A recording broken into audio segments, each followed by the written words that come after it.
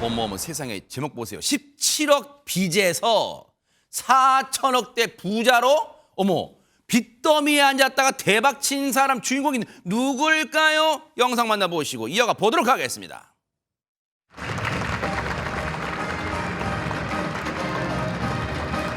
힘차게 3번 쳐주시길 바라겠습니다. 대표이사님 준비되셨을까요? 네. 자, 그럼 힘차게 북을 쳐주시기 바랍니다.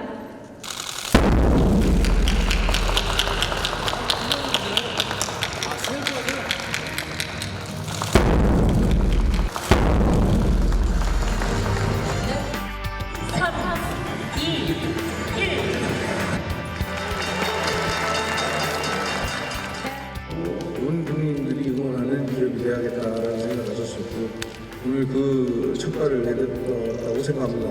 앞으로 더 열심히 노력하겠습니다. 오늘 성공적으로 성장할 수 있게 도와주신 여러분들께 감사드리고 큰 책임을 느낍니다. 감사합니다.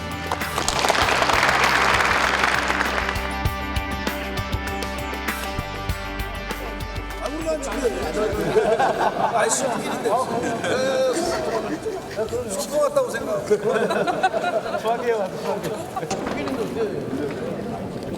이상하진 않죠?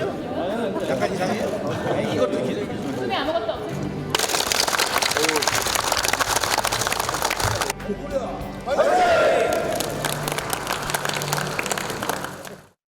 자, 우리가 너무나 잘 알고 있는 백종원 더본 코리아 대표인데 장유미 변호사님 무슨 경사스러운 일이 있길래 뭐 북도 3번 치고 마이크 앞에서 그런 거예요? 많은 분들이 영상 보시면서 아 여기 어딘지 알겠다 하셨을 것 같은데요. 이날 행사장에서 열린 그 북도치고 했던 행사가 열린 이유는 코스피 상장 기념식이 열렸던 겁니다. 오. 방송인이자 외식 프랜차이즈 업체 대표로 많이 알려진 백종원 씨가 4천억 원대 상장 주식을 보유한 주식 자산가가 된 건데요. 그제 더본코리아가 코스피에 상장을 마쳤는데 51,400원에 거래를 마쳤는데요. 이게 공모가인 34,000원보다 50% 이상 상승한 겁니다.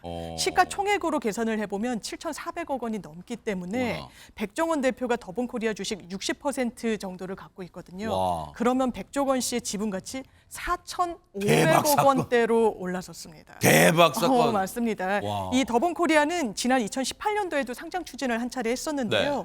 코로나19 여파로 실패를 했고요. 그 이후에 다시 한번 창립 30주년을 맞아 추진한 끝에 상장에 도전해 이른바 대박을 터뜨렸습니다. 야, 근데 그야말로 소리 난다.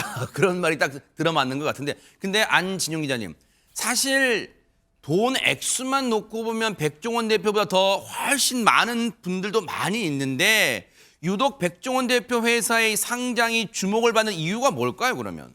백종원 이름 석자하면 가장 먼저 떠오르는 거는 바로 요리죠. 아. 근데 이분이 셰프는 아닙니다. 뛰어난 사업 수완을 바탕으로 해서 여러 식당들을 성공시켜서 요식업계 대부, 요식업계 아이콘이라 불리는데 또 하나 중요한 거. 네. 굉장히 가성비 좋은 음식으로 서민들의 입맛에 맞췄다는 거죠. 근데 이런 백종원 대표가 과거 겪었던 어려움을 고백해 화제가 된 적이 있습니다. 뭘까요? 이분이 지금은 수천억 원대 지분 가치를 가진 자산가가 됐지만 네. 과거는 결코 순탄치 않았다는 거죠. 왜요? 어릴 적부터 사업에 뛰어들었는데 일단 중고차 딜러로 사업을 시작을 했고 그러다가 건설업까지 손댔었는데 쫄딱 망한 경험이 있었다는 겁니다.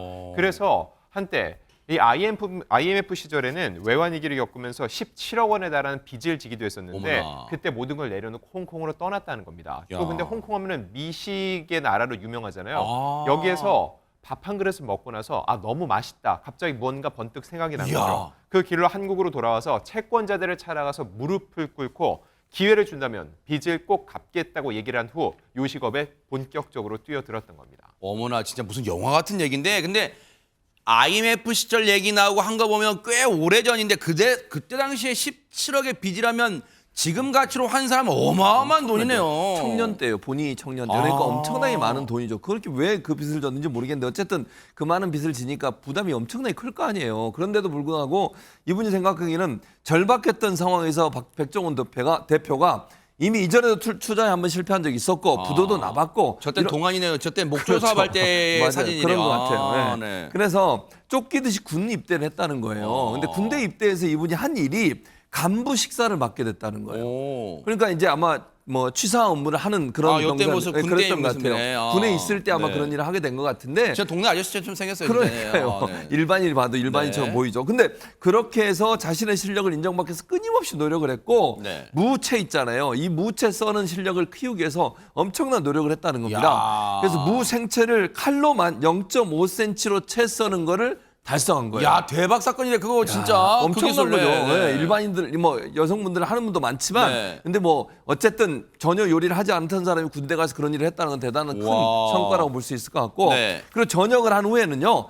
다시 처음으로 돌아갈 할 수 있는 일을 하는 것 외에는 상황을 바꿀 방법이 없다고 생각을 해서 아하. 뛰어든 것이 바로 좋아하는 일을 묵묵히 하면서 버티기로 결심을 했고 하루에 4시간만 자면서 쌈밥집 주점을 운영했대요. 쌈밥. 네, 와. 처음에는 쌈밥집하고 주점을 운영하면서 그때부터 키우기 시작한 집을 칼질하는 거 보이시잖아요. 네. 저 정도로 실력이 늘게 된 건데 저 균일하게 자른다는 얘기잖아요. 균일하게. 그렇죠. 0.5cm까지. 네. 우리는 못하잖아요. 대박 일반적으로. 사건인데 이거는. 그러니까요. 와, 네네. 그래서 요식업에 뛰어들었고 사업을 계속해서 확장을 시켜서 25개의 외식 브랜드를 잇따라 선보이게 됩니다. 이야. 지금 뭐 음식뿐만 아니라 커피 뭐 여러 다양한 그렇죠. 어떤 동네에 외식 뭐 산업을 하고 많더라고요. 있죠. 네네. 맞습니다. 그래서 재기에 성공을 하게 되고 네. 지금 현재 백종원 대표가 내놓은 프랜차이즈 브랜드의 국내 점포 수만요. 네. 무려 네. 약 2,900개 달하는 겁니다. 대박 사건입니다. 진짜 말 그대로 다 대박 억 소리 나는데 근데 이런 경사를 맞은 백종원 대표가 온탕과 냉탕을 오가고 있다는 얘기가 들리는데 대체 무슨 소리일까요? 더본 코리아가 주관한 한 지역 축제가 있었는데요. 이게 좀 비난을 받았습니다. 축제가 좀 문제가 있었던 모양이에요. 일단 이거는 통영 어부장터 축제라고요. 처음으로 통영에서 열리는 해산물 축제였다고 합니다. 근데 더본 코리아가 주관을 했고 지난 1일부터 3일까지 열렸는데 3일 끝나고 나서 그 다음 날 1차로 사과 글을 올리기도 했고요. 그리고 어제 또 사과 영상까지 올린 거예요. 그러니까 얼마나 많이 혼이 났으면 또 이랬을까 싶은데요. 네. 일단 지난 1일 축제 첫날이었던 1일에는 태풍 콩레이가 와서요. 어허. 여기 비가 너무 많이 왔던 겁니다. 네. 그랬는데 천막도 준비가 안 되어 있고 뭐 여러 가지 좀 준비가 지금 미흡했다. 저런 모습이었나 봐요. 네, 라고 해서 거의 뭐 물바다 같았다라는 얘기가 좀 있었습니다. 비를 피할 데가 별로 없었군요. 네. 아하. 그리고 둘째 날은 아까 백종원 대표가 얘기한 것처럼 비가 그치기는 했는데 사람들이 너무 많이 몰려서요. 기다리는데도 2시간, 뭐 음식 주문에 또 음식 기다리는데 2시간, 너무 기다리는 시간이 길었다는 거예요. 뭔가 수요 예측에 실패했고. 네, 맞습니다. 게다가 안전 요원, 뭐 줄을 정리하는 요원들이 좀 필요할 텐데 안전 요원도 부족했다라고 이제 비난 여론이 빗발치니까 이거에 대해서 사과를 한 건데요. 일단 준비가 좀 미흡했다, 대응도 미흡했다라고 사과를 했습니다. 사실 이종근 평론가님, 네네. 우리나라에서 지금 백종원 이름 석자하면 사실 많은 분들이 대놓고 믿는 그런 분위기가 있잖아요. 그러니까 이번 축제도 백종원 이름 석자를 내걸기 때문에 사람들이 야 이름 믿을 수 있어. 그래서 가신 분도 많으실 거 아니에요. 그렇습니다. 백종원 대표가 만약에 음식업으로서만 성공을 했다고 한다면 이렇게 백종원이라는 이름이 완전히 브랜드화되거나 권력화되지는 않았을 거예요. 그런데 백종원이라는 어떤 이름 속에는 공공성이 있어요. 공익성. 이를테면 그것이 옳고 그른 문제가 아니고 예를 들어서 골목 상권을 살리자.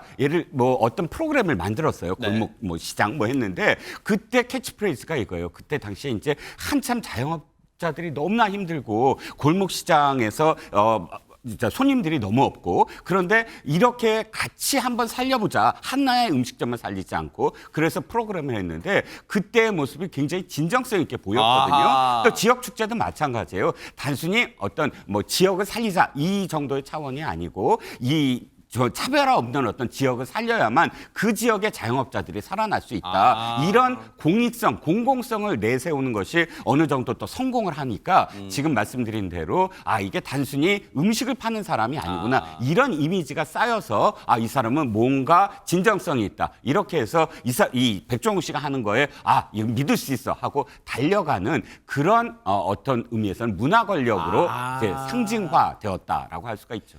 그런 점에서는 물론 백종원 대표의 저 사과 영상 또 사과문이 저 축제에 가서 마음 상하신 분들의 마음을 달래긴 미흡할 수도 있어요. 그럴 수는 있어요. 하지만 아무런 사과도 않고 그냥 넘기는 그런 경우보다는 훨씬 낫다. 그리고 머리 숙일 줄 아는 백종원 대표의 마음은 또 많은 분들이 감사하게도 또 받아들이지 않을까. 아량 넓게 받아들이지 않을까 그런 생각도 해봅니다. 다음 축제 때는 또 이걸 반면교사 삼아서 또 잘 준비하시길 또 기대를 해보도록 하겠습니다.